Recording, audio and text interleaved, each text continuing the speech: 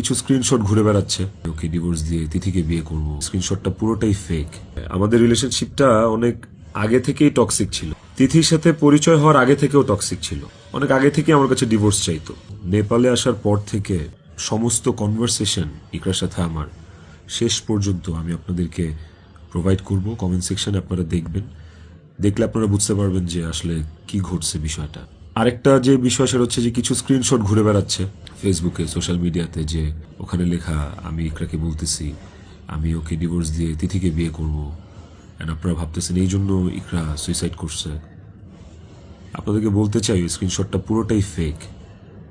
কারণ হচ্ছে আমি কোনোদিন ইকরার সাথে বাংলায় কনভারসেশন করি নাই।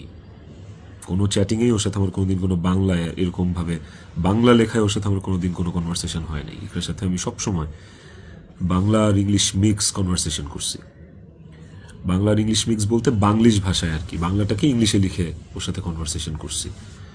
তো ওই স্ক্রিনশটটা দেখে আপনারা ভুল বুঝেন না, মিসজাজ করেন না।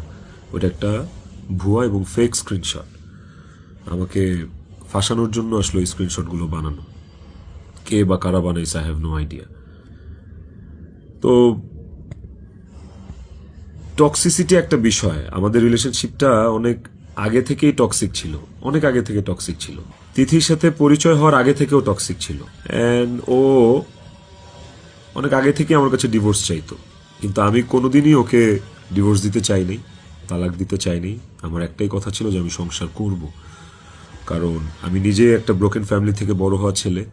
আমি যখন ক্লাস 5-এ বা 6-এ পড়ি তখন আমার বাবা মার মধ্যে ডিভোর্স আর সেপারেশন হয়।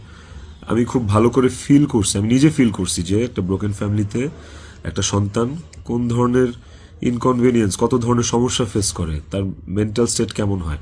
আমি কোনোদিনই চাইনি রিজিক এই স্বাদটা পাক। আমি কোনোদিন চাইনি যে রিজিক ব্রোকেন ফ্যামিলির বাচ্চা হোক, বেবি হোক, বা ও আমি যে কষ্টটা ফিল করছি আমার লাইফে এই কষ্টটা, সেম কষ্টটা রিজিক ফিল করুক, এটা আমি কোনোদিনই চাইনি। এই কারণে আমি অলওয়েজ আমার মধ্যে ট্রমাটা ছিল যে মানে ব্রোকেন ফ্যামিলির কনসিকুয়েন্সেস কি।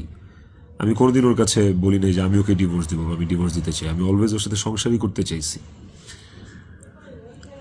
তো স্ক্রিনশট দিব, আপনারা দেখতে পাবেন।